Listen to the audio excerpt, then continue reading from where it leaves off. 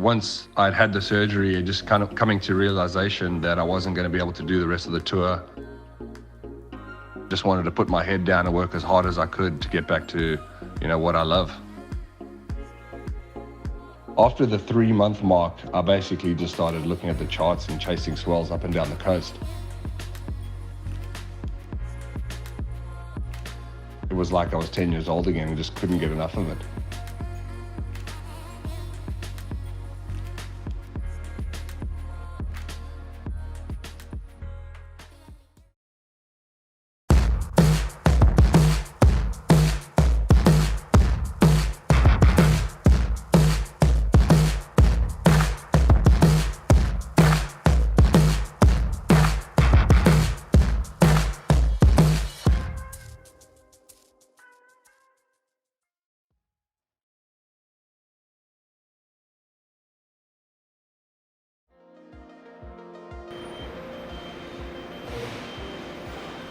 After a few months of surfing up and down the coast, I wanted to get the competitive juices flowing again. It had been quite some time since I'd competed, and what better way to do it than in front of my friends and family. So decided to enter an event in Toledo. Was fortunate enough to final in that event, so felt pretty good heading into Hawaii.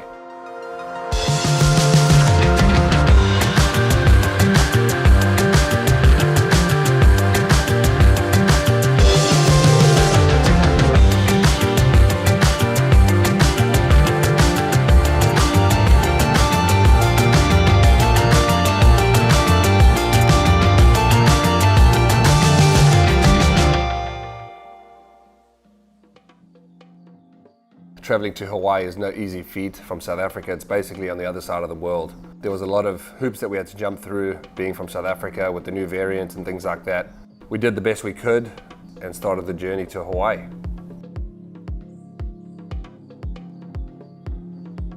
Touching down in Hawaii, that's some of the best feeling I get all year. It's a place that I've become very comfortable over the last few years. A place that I own a home, and I've been spending a lot more time there, so it's just really good to be back.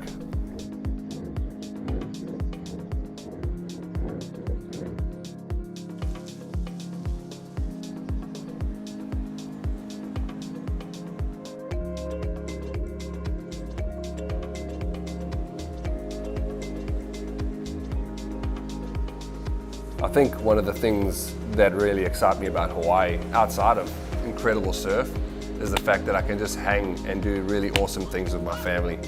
Drink coconuts, the beautiful sceneries, the swims and the things like that. With me having a new family, I really am taking advantage of it, and I'm enjoying every second. First day in Hawaii just was incredible. Woke up the next morning and it looked like the swell was up. Decided to head down to Pop, obviously Pop being the first event of the year.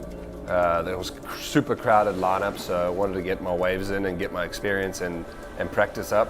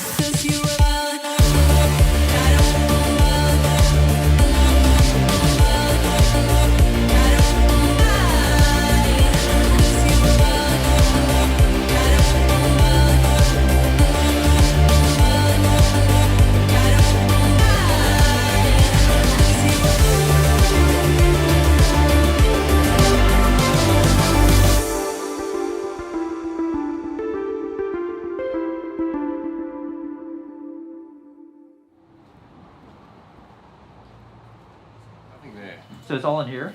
All in like Where do you feel it? It's more like on the side here? Yeah, like here. As I was trying to kind of turn out the doggy door, there was a moment where the backwash hit and my toe flexed all the way backwards. So I think if that's the case, we might just have to, we might just have to try to tape it up. And see what we can do. Yeah. Turns out I had a fractured toe. So it could be what they call a bipartite. Usually a bipartite doesn't quite look like that. So that's what. At this point, it was just about how much can I bite the pain during the heats that I surf. I can't even believe it, bro. Like second surf, bro. Like, are you serious, bro? Fortunately for me, they weren't going to start on day one. I think they started on day 3 of the waiting period. So I had a few days for the swelling to come down.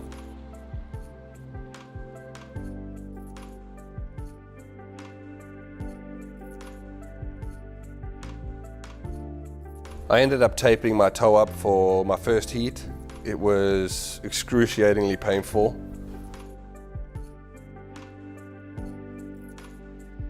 The pain will be worse if you don't go and get the waves that you want, more so than the immediate pain that I had felt in my feet at that moment. And sure enough, I lucked into one of the best waves that I've ever caught pipeline.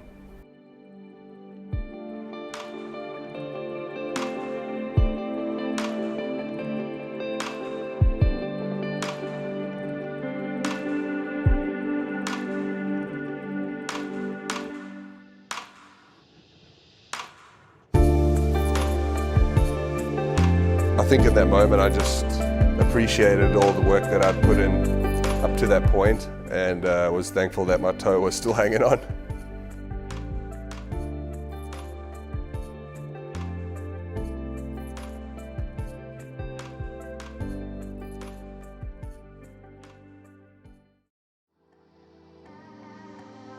Going into Portugal, it's one of my favorite locations. I've got 3 seconds there. I just want to get there early and do a bit of preparation and test my toe out, see how it feels, and give it everything I've got.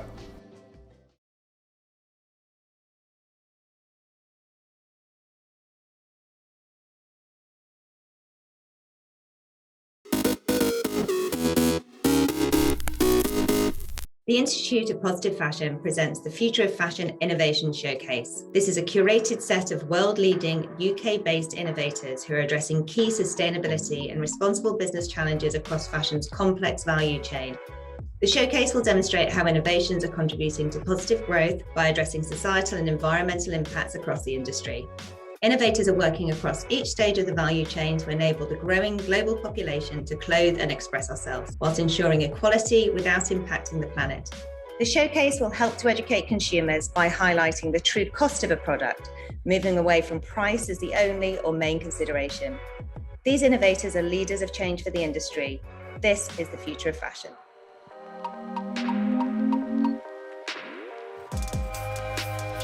My name is Alfredo, founder of Away to Mars. It is a tech fashion company based in London. We are an open source creative platform for designers all over the globe. I had the opportunity to see how wasteful the designing process is. There's this shift in thinking that we need to make from a one-person centric design process to an open source design process. Away to Mars put together designers with the support of artificial intelligence to achieve a better, more sustainable design and a final product. With that, we reduce wastage, all the consumer fabric, energy, time in the prototyping phase. I think the future of fashion is about collaborating.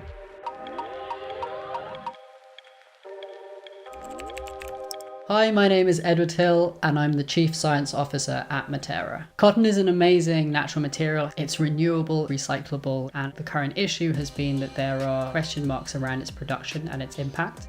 We build resilient farm systems to empower more sustainable cotton supply chains. We do this through 2 key areas. The first is by better farm infrastructure. The second is by better farm management. And there are external levers that need to be brought into the conversation. And we really think that's where investment from the supply chain can help to help that farmer give you the impact that you want. They're doing an amazing job. It's just the tools that they have sometimes limit what they can really manage. We're trying to basically make a way that you can feel confident that when you buy that that cotton, it's being grown as ethically and as sustainably as possible.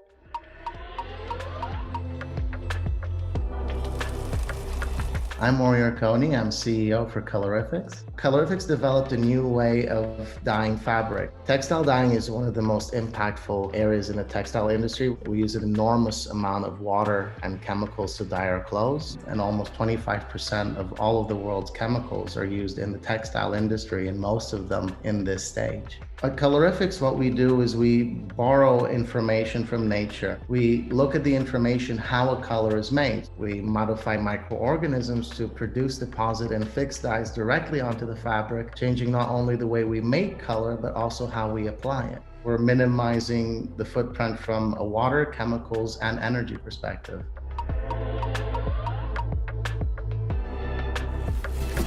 My name is Caroline Sibyl, and I work as the design director at Notpla. Notpla is on the mission to make packaging disappear by utilizing seaweed to replace single-use plastics. The negative environmental impact of the solutions that we have in packaging today are mainly plastic-based, and that material actually lasts for 700 years to break down. Notpla products can be used by replacing the plastics that are used to ship all of our fashion and items around. We created an alternative made from seaweed, which is naturally biodegradable and even edible. Within the fashion industry, there's a lot of different systems in place, so it's really important to work together with the different stakeholders that are in the value chain to make a positive change and to make these different solutions work together.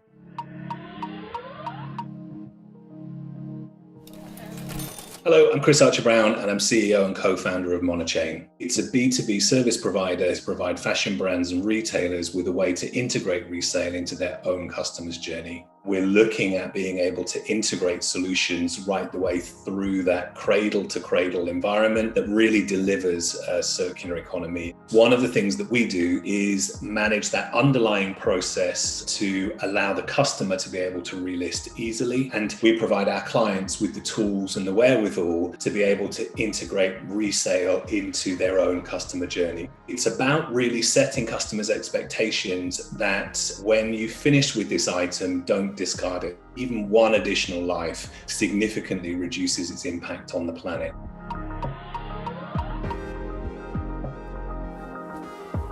My name is Felix Winkler. I'm the co-founder and chief commercial officer of Reflaunt, which is a software company that helps brands and retailers get into the second-hand trade. We realized that brands and retailers were excluded from the second-hand trade and that they were missing out on a big opportunity. We bring resale as a service to brands and retailers so they can implement a resale solution in-house to allow their customers to be able to resell, donate or upcycle past purchases. Offering resale and upcycling to customers will facilitate the extension of the life cycle of those garments. And this is where you can measure the environmental impact of resale. My name is Michael Wesley. I'm co-founder and chief operating officer of JBay. JBay produces high-end merino wool knitwear based on a regenerative supply chain. That means each of our garments has a negative carbon footprint, the first garment in the world to do so, without the need to offset. We have a bottom-up approach to supply chain, so we wanted to find first the suppliers that provide our raw materials, and then we wanted to find suppliers across the chain. We source only from regenerative farms, use 100% solar power along our supply chain, and use materials that are fully biodegradable. We source our wool from 3 regenerative farms in New Zealand, and it starts with the sheep. And therefore, all our customers, when they buy a sweater, also adopt the sheep, one of the farms that we source our wool from. And it's our way of trying to bring people back in touch and really understand that there is an impact and a story behind everything we wear.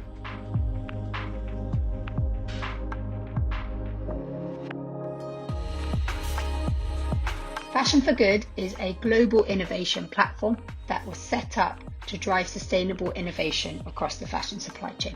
Supporting innovation will enable businesses and organizations to become more future-proof.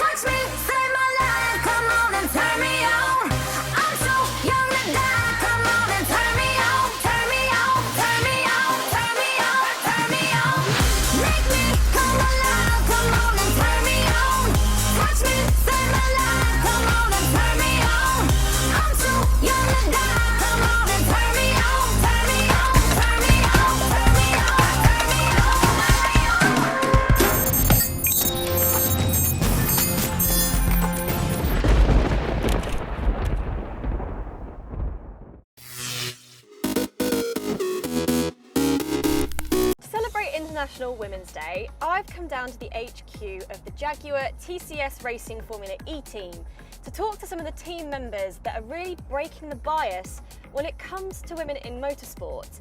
Jess! Sarah! Hey Jess, you couldn't give me a lift, could you? Absolutely I can. Christina! Morning. Nice! Can I give you a lift? So as a performance engineer, what are you doing? What's part of your job now that we are not racing? We go through all of the data that we've collected through the race weekend and understand really what the car was doing and how we could help it to then try and go faster for the next event. So Sarah, Yes. commercial project manager. My job entails like two parts, long-term planning for the team, and then the other part is the short-term planning. I develop like these applications and tools that simulate data. So Jess, event management. So it varies from starting right at that season launch all the way through to everything we do at races. How did you end up doing what you do? I definitely always knew. So I think maybe it was because I liked attending events as a teenager. I was like, I know, I'm gonna do a degree in events management. I think I'd always been attracted to a business role, but I've always wanted to go into the kind of more premium end of the market, without a doubt. From very early on, it kind of looked like something interesting to me. I didn't really have any other mentor or anything like this. Yeah, I didn't really set out to work in motorsport, to be honest. So I did watch like Formula One on and off growing up. My grandma would always have the races on the weekend.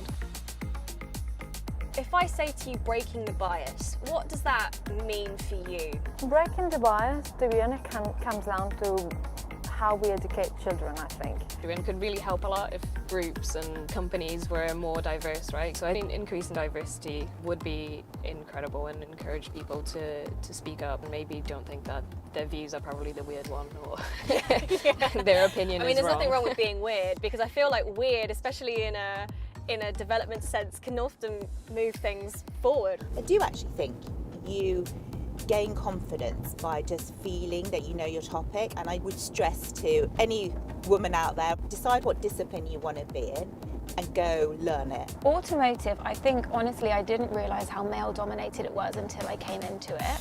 But it didn't intimidate me. I've been really privileged in my role that I've never felt that.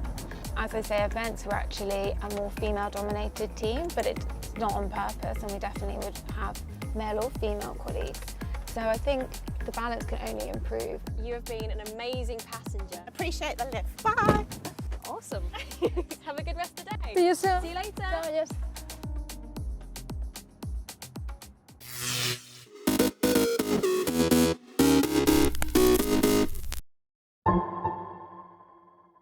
Doing what you love is important, but it might not be as important as doing something that matters.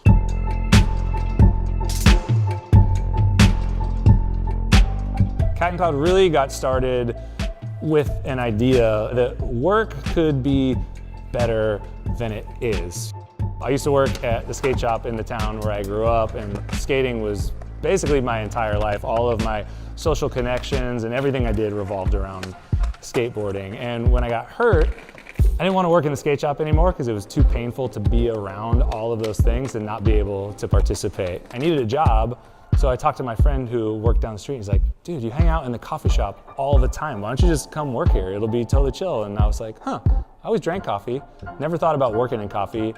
And I did, and immediately I was just bit by the espresso bug. I became incredibly enchanted about this mysterious brown liquid. Where did it come from? I don't know, and that was the beginning of it. Most people have somewhat of a dysfunctional relationship with the work that they do. Work is very transactional. You go to work, you put in your time, you get a paycheck, and that's the end of it.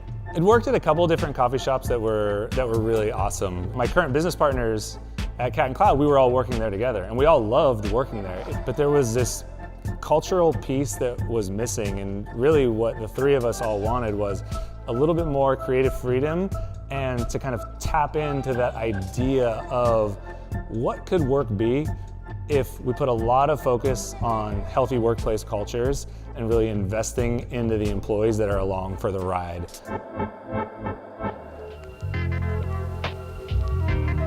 Sustainability for us is putting back in more than you take out. And we like to do that culturally with our employees, with our leadership.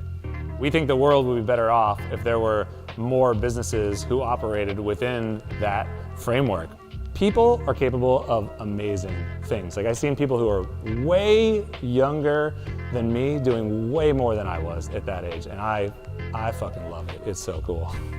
I didn't even know that I loved coffee. I landed in coffee by accident. All I know is if there's something that I connect with and if I feel empowered to do a good job within that thing, good things happen. If you're going forth in the world, I think it's really important that you put out your best effort, that you show up and give everything your all, because you never know what might happen. Like, I have my dream job and it's absolutely by accident. In general, skateboarders, you don't want to have these rules. Like, where do you want to skate? At the park? I guess I'd skate at the park, but I don't really want to skate at the park. Like, I'd rather be on the streets anywhere doing my own thing, and I don't care if I get kicked out. I don't care if I get yelled at. I don't care if somebody tries to fight me. And if you carry that attitude into the projects you do or the businesses you create, it's way fun, and you end up with something that nobody else would have created.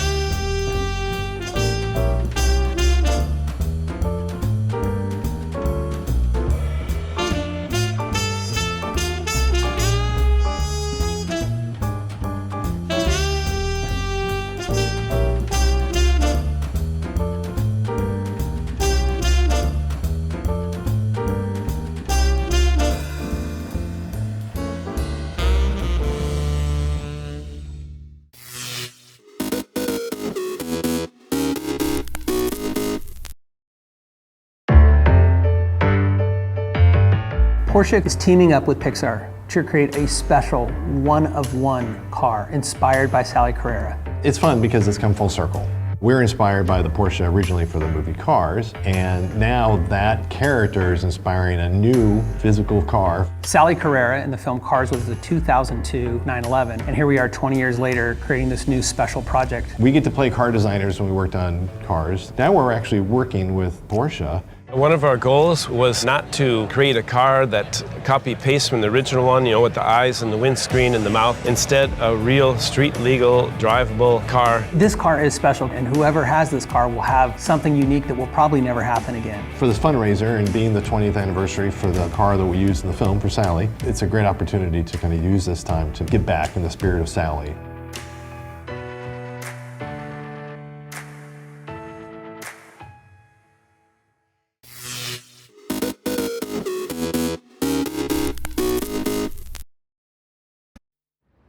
Durban is a thriving modern city in KwaZulu-Natal, home of the Zulu nation.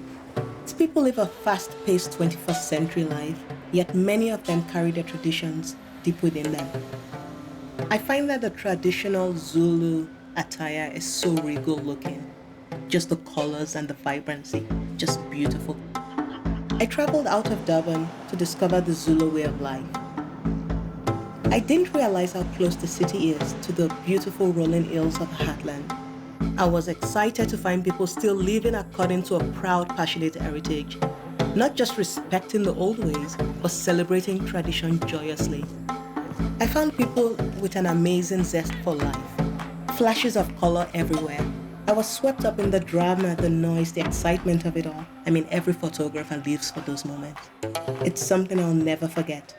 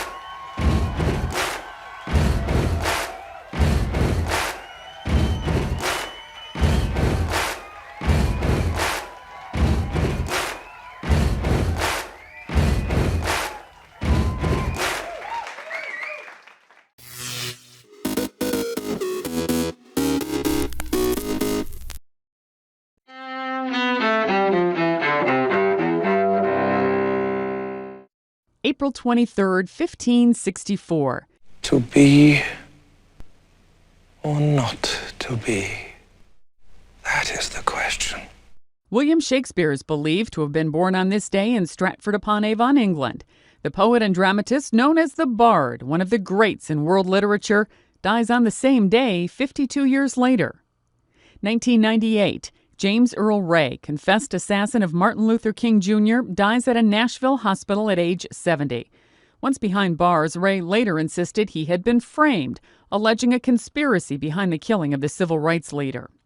1993. We're going to go to the public and ask him not to eat grapes. Labor leader Cesar Chavez dies in Arizona at age 66. Chavez, who organized migrant farm workers, led boycotts and strikes to secure bargaining agreements with growers. And 1954. Hank Aaron, with what's then the Milwaukee Braves, begins his long climb to becoming baseball's home run king. Aaron hits the first of 755 career home runs during a game against the St. Louis Cardinals. The Braves win that game 7-5. Today in history, April 23rd. Sandy Kozel, The Associated Press.